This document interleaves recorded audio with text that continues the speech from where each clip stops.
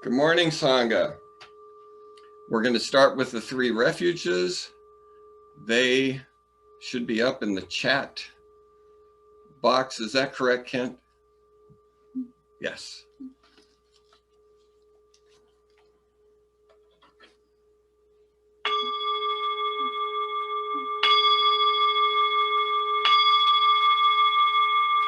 I go for refuge to Buddha, my deeply awakened mind, the living source of understanding and compassion, which must be cultivated to be known fully. I go for refuge to Dharma, the path of mindful living, leading to healing, joy, and enlightenment, the way of peace, which must be cultivated to be known fully. I go for refuge to the Sangha, the loving and supportive community of practice, realizing harmony, awareness, and liberation, which must be cultivated to be known fully. I am aware that the 3 jewels are within my heart. I vow to realize them. I vow to understand living beings and their suffering.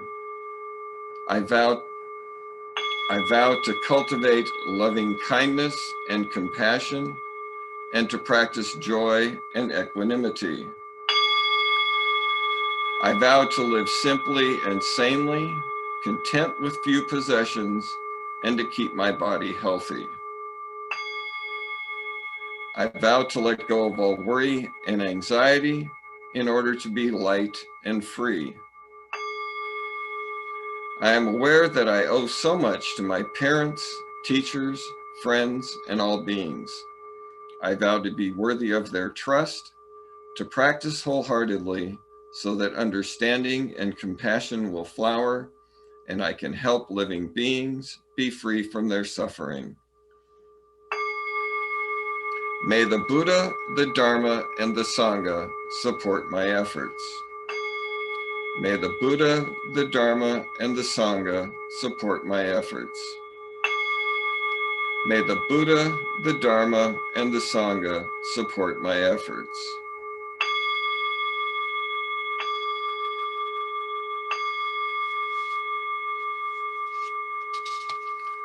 And now the next page, we will do the Heart Sutra.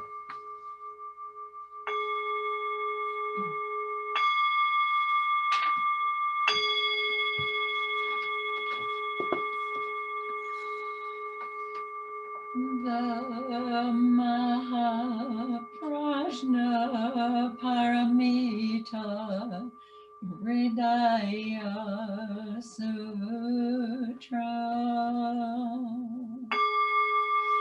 The Bodhisattva of great compassion from the deep practice of Prajna Paramita perceived the emptiness of all 5 skandhas and delivered all beings from their suffering. O Shariputra, form is no other than emptiness, emptiness no other than form. Form is emptiness, emptiness form. The same is true of feeling, thought, impulse, and consciousness. O Shariputra, all dharmas are empty. They are not born nor annihilated. They are not defiled nor immaculate. They do not increase nor decrease.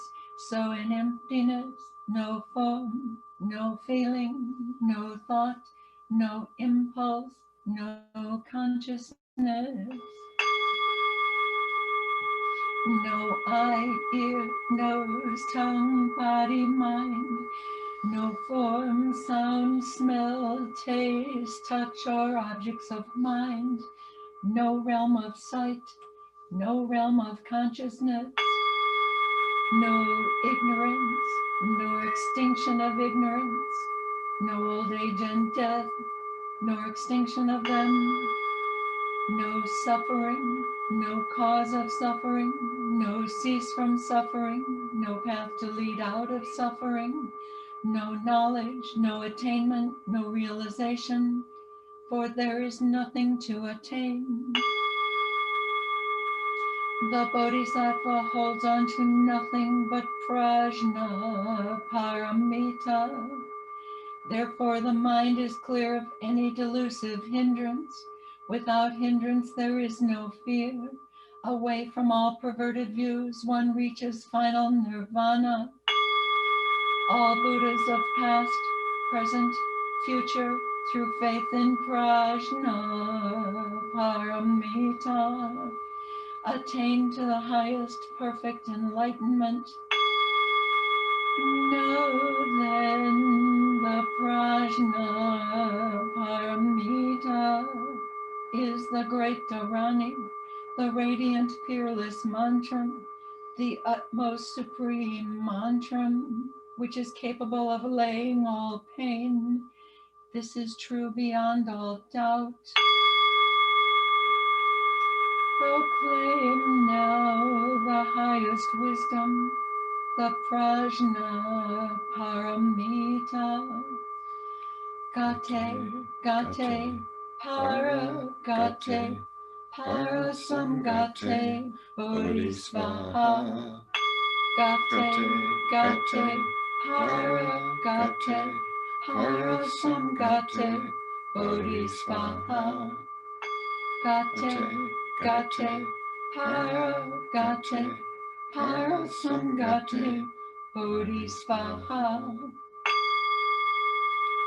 Dhamma prajna paramita Hridaya Sutra.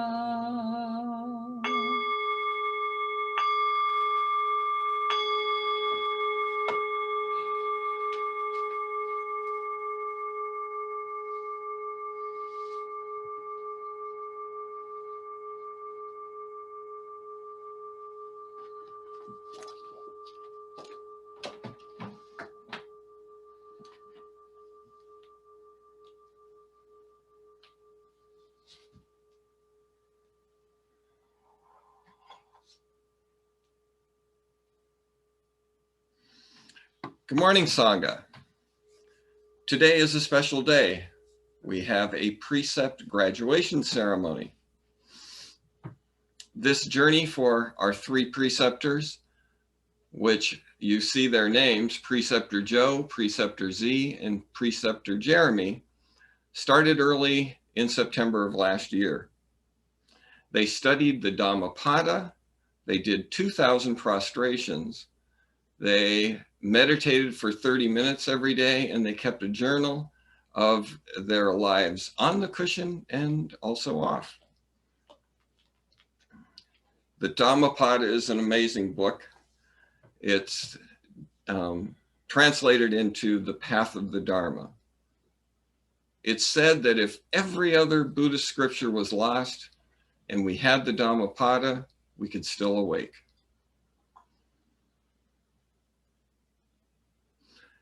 In Buddhism, there's no blind faith, but there is faith. The faith comes in ourselves, but not just an ego faith, a faith in our Buddha nature, our highest Buddhist nature that we see in ourselves and work to see it in every last creature that we come across.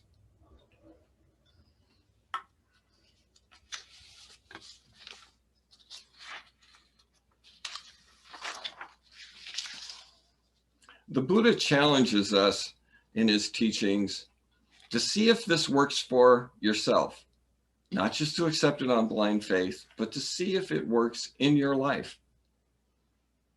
The Buddha points the way. There's a famous little picture of a finger pointing at the moon. The finger isn't the moon. It's just pointing toward the moon. There's a wonderful quote in the Dhammapada. As irrigators guide water to their fields, As archers aim arrows, as carpenters carve wood, the wise shape their lives. Z, Jeremy, and Joe have made a wise decision to bring these precepts into their lives and to walk a Buddhist path. Buddhism cultivates peace. And how does that work? Well, first of all, you get peace within yourself. You accept yourself exactly the way you are in this moment, with all of the good and the not so good. You accept all of it. Excuse me.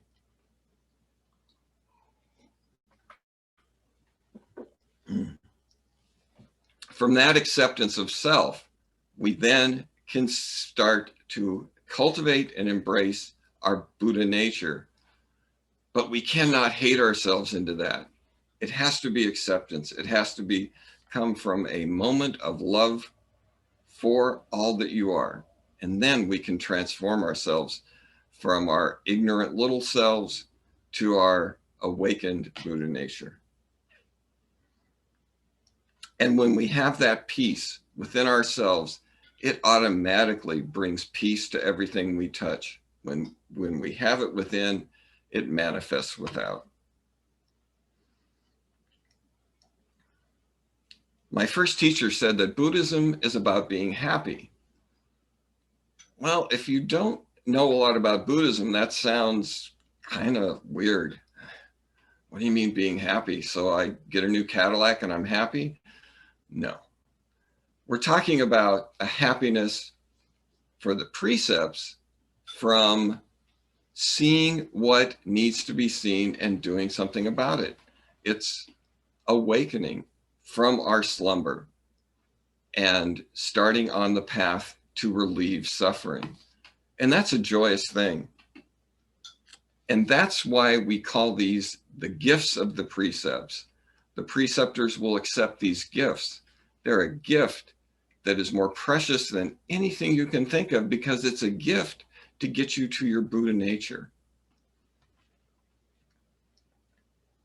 They've assembled a toolbox. I'd like to say a Buddhist a Buddhist toolbox. And there's a number of things in there. And as we go along, we collect more and more. The first one is the big hammer, and that's meditation. They also did prostrations. And that is a tool that helps us with humility, that opens us to gratitude for the teachings and the teacher, the Buddha, and particularly dealing with pride. Doing those prostrations, they started out like 10 or 15 and ended up with 30 or more every day. It's a part of a lot of our practice to do that, to center ourselves, to approach our day with humility and gratitude. And journaling is really a powerful tool if you follow it. Personally, I struggle with journaling, but it's worthwhile. It kind of holds you accountable for what you're doing. To write it down, it brings it more real, more focused. And they've started their practice of studying. And studying is a good part of what our practice is about.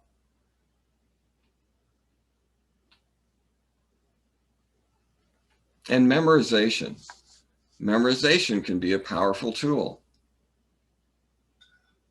If you own something, if you own a teaching, then you can recite it anytime you seem to need it. Like a Lojong reflection. In my every action, I will watch my mind.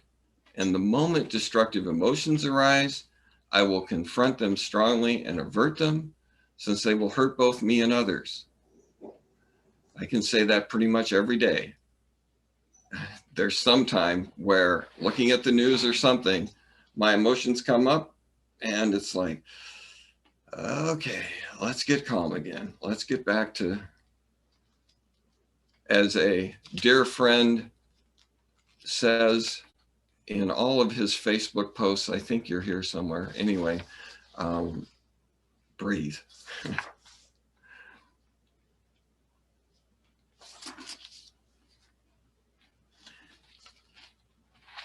And they started to look, the preceptors looked at their stories and the Buddha's stories with some similarities. They started to see their real suffering, started to wake up and started to get more sensitive to things. And then they saw how they nurtured their suffering, how they kept it going. And then they saw a path out of that suffering. It's a struggle to wake up. I like to hit the snooze button several times, you know, that physically waking up, and the spiritual is much deeper. But it's like the oyster with a little bit of sand. That oyster, that irritation produces a pearl. There's got to be some kind of dissatisfaction with where we're at, or we would just continue on with what we are. So Z, Joe, and Jeremy have chosen to follow the Buddha's path, and they're making a formal declaration today to the Sangha that this is what they choose to do. So now our ceremony will begin, and we're going to start with Z. You can unmute yourself and do our atonement for the ceremony of the preceptor. Thank you. For so many lifetimes, I have made mistakes that have brought me such suffering. All of us hold on to internal formations. Sometimes we cannot look at each other. We lose our capacity to listen deeply and to speak loving, harmonious words. The communication between us meets so many difficulties and obstacles. There seems to be no way to resolve our suffering. Every day, understanding and love are fading. With all of my resolve, I touch the earth, determined to follow the teachings of the Buddha. Thank you, Z. Now you can mute again, everyone. And now, preceptors, please do 3 prostrations to your family and loved ones.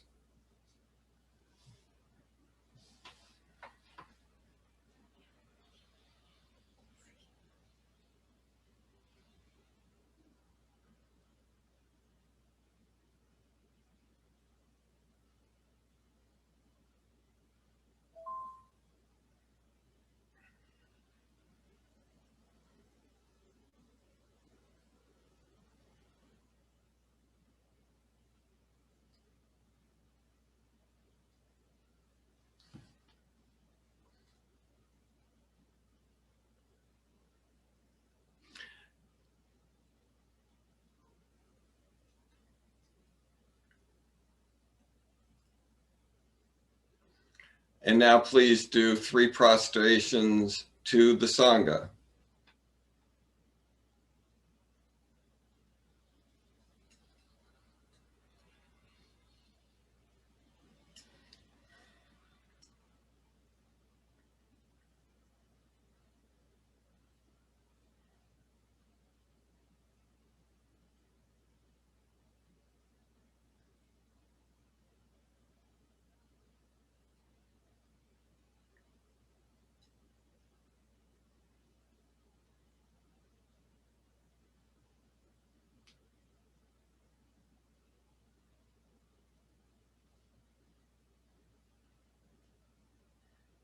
And now do 3 prostrations to your teacher.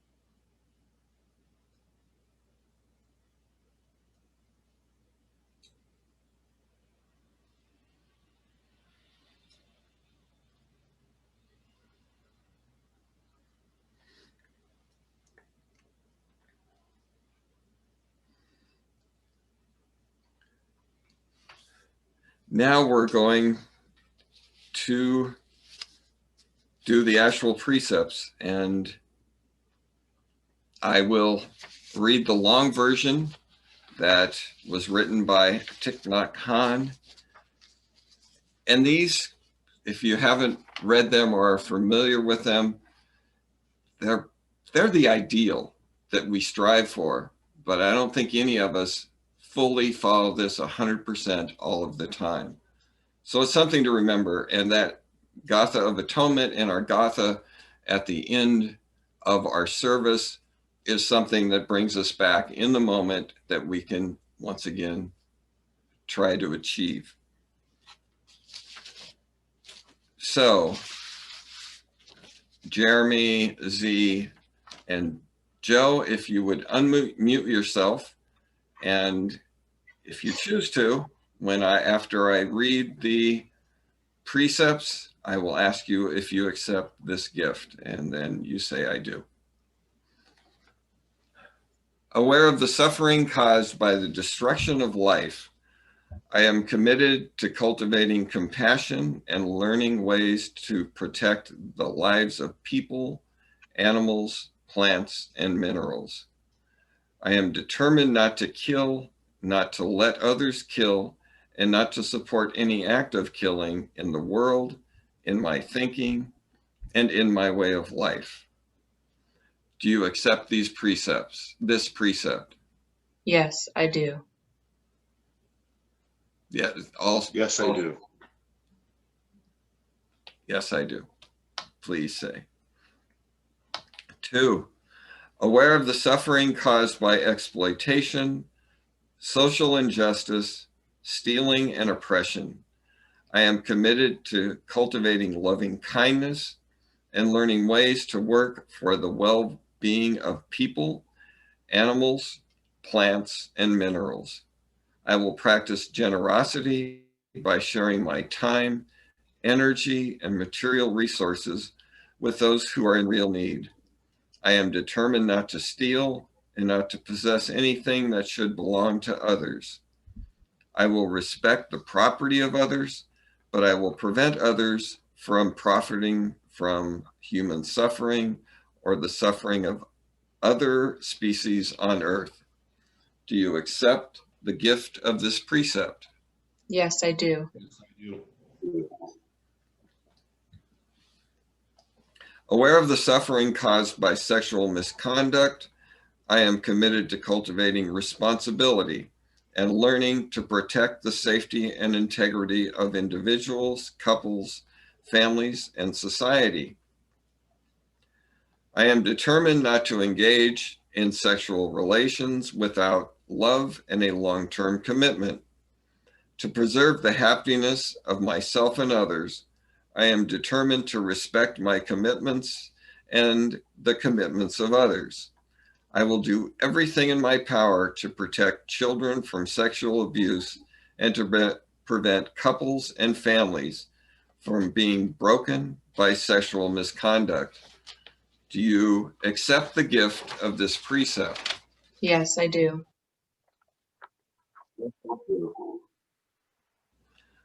Aware of the suffering caused by unmindful speech and the inability to listen to others, I am committed to cultivating loving speech and deep listening in order to bring joy and happiness to others and relieve others of their suffering.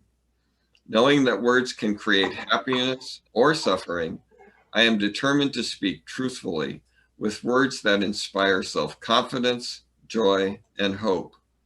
I will not spread news that I do not know to be certain and will not criticize or condemn things of which I am not sure. I will refrain from uttering words that can cause division or discord, or that can cause the family or the community to break.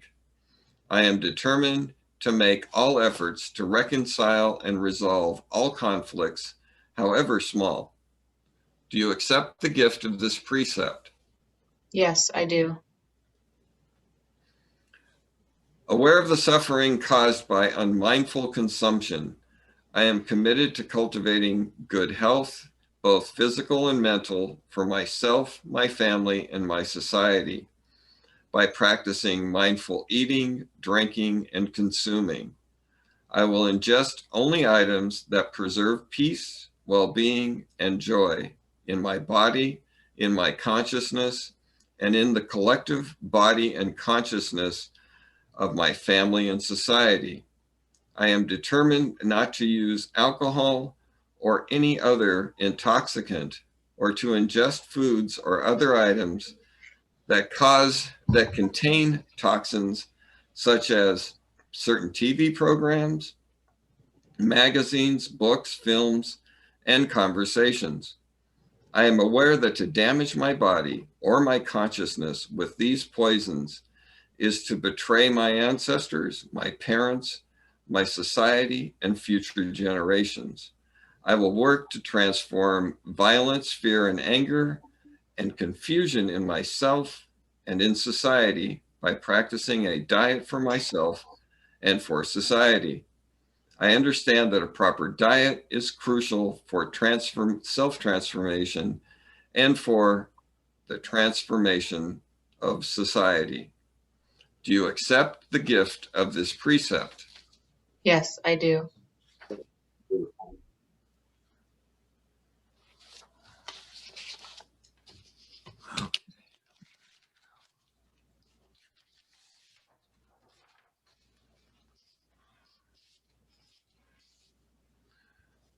Okay, Joe, Z, and Sue, you can now.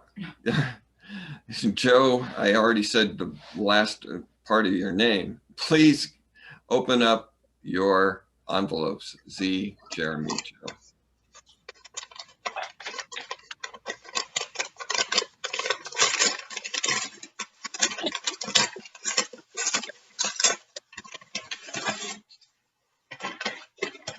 So they are now looking at the certificate, and you can put on your malas.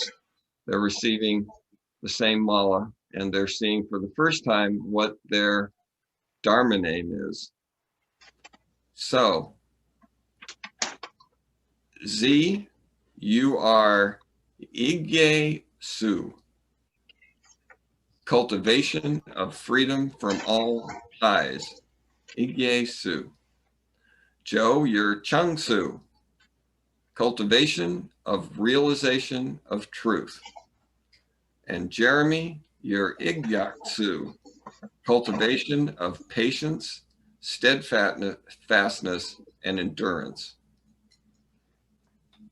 So now each Joe, Jeremy, and Z have decided to accept a light burn that I would usually do if we were in the temple, but they are going to do themselves.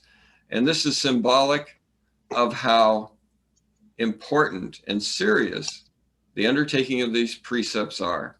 So it's a reminder of that commitment and seriousness of it.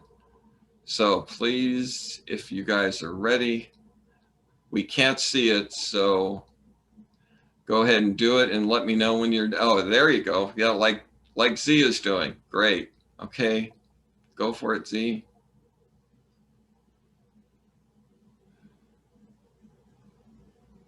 Okay, good.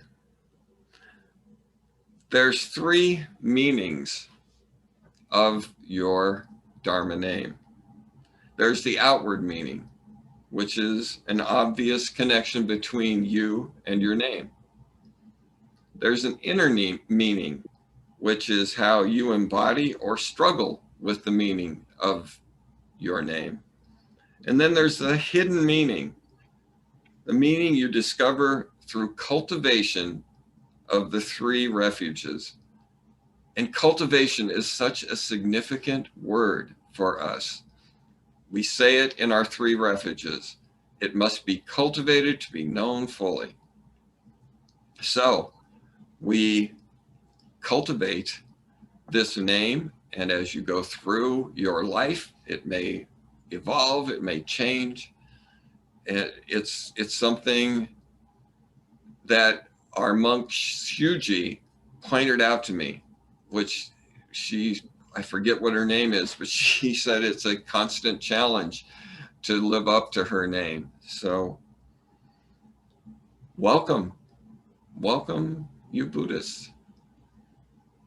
And now each are going to share a little bit about what this experience has meant to them and it's been for them. So the rest of you remain muted, please. But Z, why don't you start out, unmute yourself and tell us just a couple minutes of how this has been for you.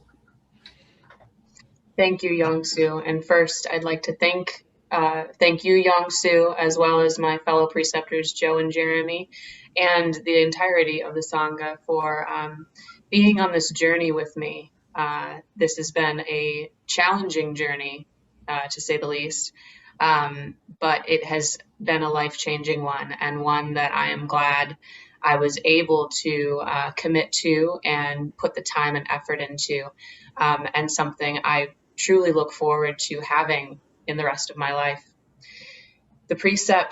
Having the precepts in my own life mean so much as an ability to reflect on how I can better not just myself, but the world that I live in so many ways. And I love that with each day, we're able to look at and think and what's the word I'm thinking of?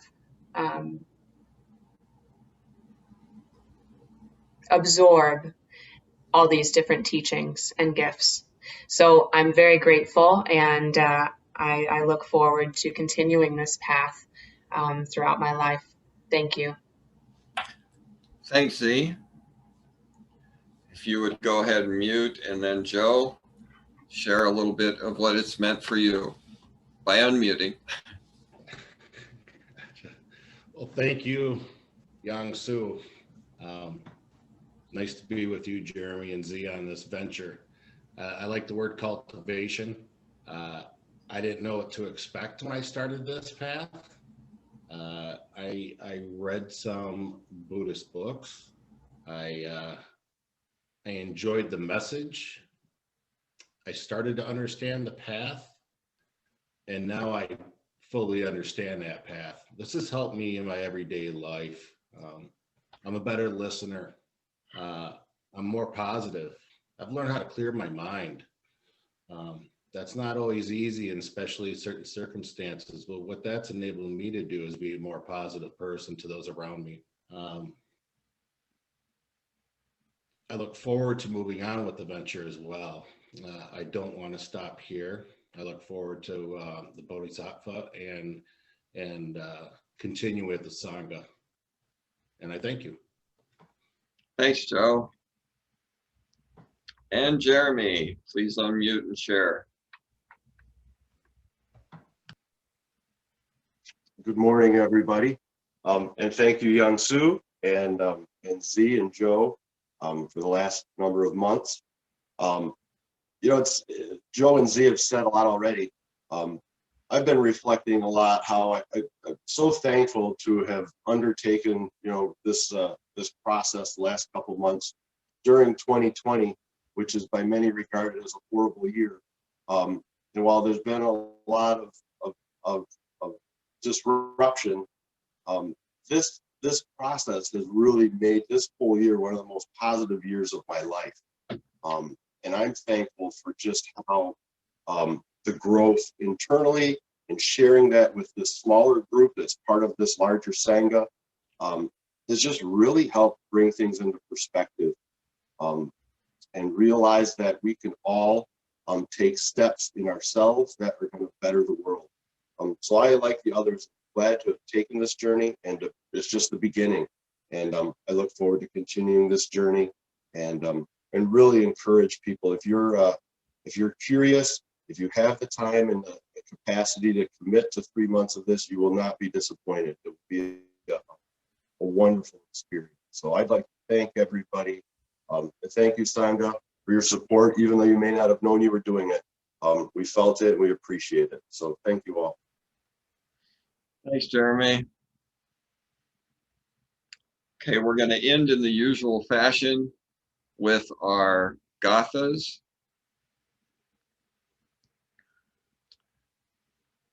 For all unskillful action ever committed by me since of old, on account of my beginningless greed, anger, and ignorance, born of my body, mouth, and thoughts, now I atone for them all.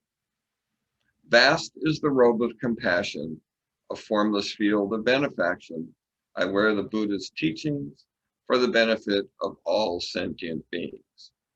All beings, one body, I vow to liberate. Endless blind passion, I vow to uproot. Dharma gates without number, I vow to penetrate. The great way of the Buddha, I vow to attain.